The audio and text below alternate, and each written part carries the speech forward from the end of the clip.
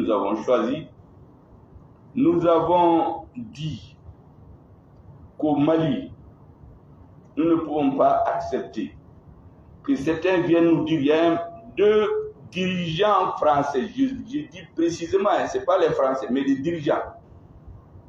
Le président français dit que n'eût été l'intervention française, le Niger, le Mali et le Burkina auraient disparu comme État. Il l'a dit sur leurs médias. L'ancien président dit, Hollande, que c'est parce que la communauté internationale n'a pas été suffisamment dure avec le Mali en 2020 qu'il y a ce changement de régime ailleurs. Et un troisième dit qu'ils ont perdu plusieurs ressortissants pour nous faire passer pour des ingrats. Ces trois choses, je ne peux pas les laisser passer. Pourquoi?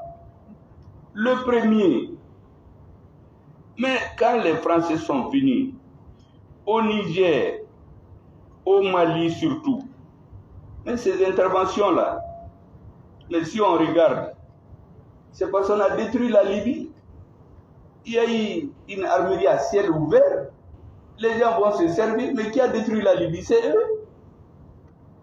Et vous détruisez la Libye, vous donnez des armes à qui vous voulez, ils viennent tuer des innocents. Après, vous venez dire à ces innocents-là que vous allez les... C'est-à-dire le pyromane qui vient d'éteindre l'incendie. Mais est-ce qu'ils pensent à ça? Mais les Africains sont capables de comprendre.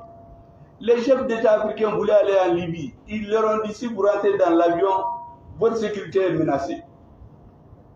Quand un chef d'État a dit à un pays, laissez on va lui dire que non, nous on a fini le job. Mais on ne regarde pas ça. Et ils regardent juste le fait que le terrorisme s'étend. Et venez nous dire aujourd'hui que s'ils n'étaient pas venus, mais quelle est leur responsabilité dans la destruction de la Libye? Ils ne nous en parlent pas, ils veulent pas qu'on en parle d'ailleurs. Parce que le terrorisme est en train de s'étendre dans tous les pays africains. Aujourd'hui, c'est au Togo, au Bénin. Mais avant, on disait que c'est le Mali. Certains qui se moquaient du Mali aujourd'hui, le terrorisme les a envahis aujourd'hui. Alors, deuxièmement, les soldats qui seraient venus à la tête du Mali et que, parce que la communauté internationale n'aurait pas été suffisamment dure. Je crois que les gens parlent de ceux qui ne savent pas ou ils font exprès de nous manipuler. Personne ne va nous manipuler. Les Maliens savent comment il y a les changements chez eux. Je vous en ai parlé tout de suite. Le terrorisme était confiné dans l'extrême nord du Mali. Quand eux, ils venaient nous aider. De 0 hommes, on est allé à 5000 hommes. Avec 1 milliard de francs CFA par jour. Mais le terrorisme a quitté l'extrême nord, s'est répandu sur 80% du territoire. Autrement, qu'est-ce que vous faites? C'est-à-dire, on fait le FIFA là, on fait l'incendie là, on chauffe bien les braises là, et puis on est en train de parler aux Africains. Mais nous sommes capables de comprendre. Et ensuite, les gens nous disent toujours, vous êtes des ingrats, des Français sont morts chez vous. Mais les gens oublient une chose. En 1944, la capitale de la France libre, c'était pas Paris, c'était Brazzaville.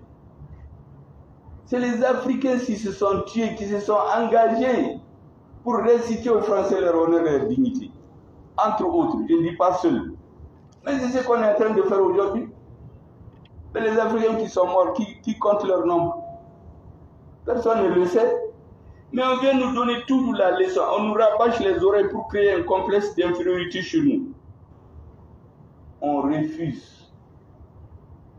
En 2014, Hollande a dit devant Dieu et les hommes, au Qatar, que l'objectif de Serval, c'est toi, détruire le terrorisme, restaurer l'autorité de l'État du Mali, appliquer les résolutions des Nations Unies.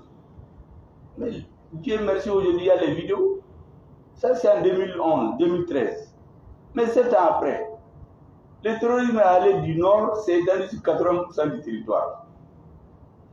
L'autorité de l'État ne s'est jamais étendue sur tous les pays. C'est eux qui ont créé une enclave. Je viens de vous dire que certains officiers ont été empêchés de rentrer dans une partie du Mali.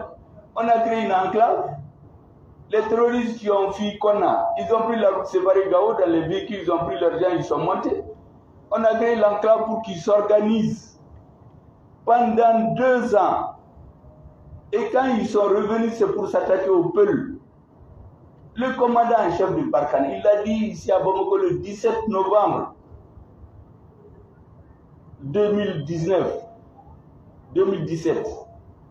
Il dit qu'ils ont les preuves que certains terroristes sont avec nous le jour, certains signataires, certains hommes dits de paix sont avec nous le jour et la nuit ils sont avec les terroristes. Mais le commandant en chef de Barkhane vient nous dire ça. Mais nous on est capable d'analyser. Vous ne pouvez pas venir nous accuser encore. Si vous êtes au courant de ça, mais pourquoi vous nous avez empêché de rentrer? Maintenant on vient, on dit quelques peuls, les peuls aussi tuent les Dogos et puis ça s'étend sur toute l'Afrique. Depuis le Cameroun, vous avez des peuls jusqu'au Sénégal. Si vous touchez à un peul, c'est fini, vous avez embrasé la région. Et vous avez des présidents qui ne comprennent rien du point de vue historique, parce qu'eux, ils ne connaissent pas l'histoire en réalité. Ils sont devenus présidents par hasard, certains. Et le monsieur se lève, il nous donne des leçons. Il dit qu'il y a un génocide de peul dans un pays. Mais il ne connaît pas l'histoire de ce pays. Ce pays a été fondé par les peuls et d'autres. Aucune ethnie. Au Mali, il n'y a même pas de famille où vous n'avez pas de liens peuls. Donc quand vous venez dire au Mali qu'il y a une guerre ethnique, et récemment d'ailleurs, il y a une vidéo qui sort, le monsieur dit que c'est une guerre ethnique qu'il y a dans un pays, parce qu'il y a une ethnie minoritaire qui est président et on l'a enlevé. Mais pourquoi un président va dire ça? Il dit ça parce que pour eux, les Africains là, on peut les manipuler et les amener là où on veut. Mais nous ne sommes pas d'accord avec cette façon de faire. Nous le refusons et nous allons le combattre par des arguments que tout le monde connaît, qui ne sont pas contestables. Ce que je suis en train de dire, aucun ne peut sortir pour le contester.